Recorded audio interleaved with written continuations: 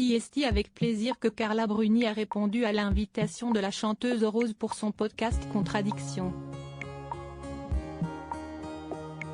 L'occasion pour l'ex-première dame d'évoquer ses quelques addictions, comme l'amour, mais aussi l'alcool, qu'elle a arrêté de consommer. Mais il y a aussi d'autres addictions plus rares et il y en a une que Carla Bruni a dû confesser, ce jeudi 5 janvier. J'ai souffert de toutes les addictions, j'ai commencé par le sucre, très assidûment, grande adepte du sucre, des grands shots de sucre, affirme l'épouse de Nicolas Sarkozy. Elle a démarré dès l'enfance, mais si est surtout sa consommation d'une certaine boisson sucrée célèbre qui laisse sans voix. Je devais boire, je ne sais pas, 30 ou 40 Coca-Cola par jour, fait savoir l'ex-top. Je ne mangeais pas de repas normal, je ne mangeais que des pastilles Pulmol, pastilles bienfaisantes qui soulagent le mal de gorge, note de la rédaction. 5 boîtes. Ou 3 boîtes de Valda et 4 Coca, c'était mon repas, confie-t-elle. Puis, Carla Bruni a découvert le tabac, vers l'âge de 14-15 ans. Tous les membres de sa famille étaient fumeurs et ont eu bien du mal à lui interdire, malgré leur mécontentement.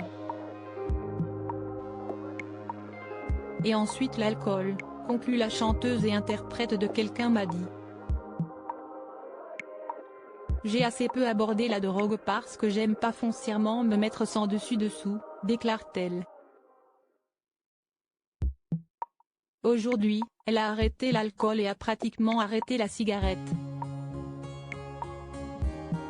Reine de la provocation à un dîner, sous les yeux de Nicolas Sarkozy, mais quand Carla Bruni boit, elle reconnaît parfois dire des vérités pas toujours bonnes à dire.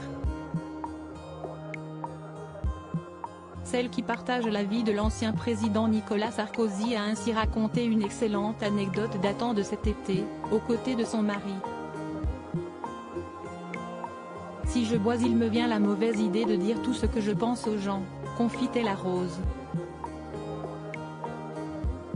De ce dîner cet été chez des gens où mon mari n'avait pas envie d'aller non plus, mais par politesse on était obligé d'aller, on avait accepté, elle raconte, et si est-il là que j'ai dit à ce brave monsieur, qui était notre hôte, quand il m'a demandé ce que je préférais dans la vie, que j'hésitais entre le sexe et la drogue, mais je l'ai vraiment dit pour le provoquer et ensuite j'ai dit en me rappelant une phrase de François de Sagan, que je ne voyais rien de plus ennuyeux que le pouvoir et l'argent, rien de plus ennuyeux que les gens qui consacraient leur vie à ça, rien qu'à ça. Et après je me suis adressée aux gens en disant vous ne trouvez pas ? Et comme c'était que des gens qui étaient dans ça ils ont vaguement bégayé bah non, plaisante Carla Bruni. Une anecdote rock dont elle a le secret.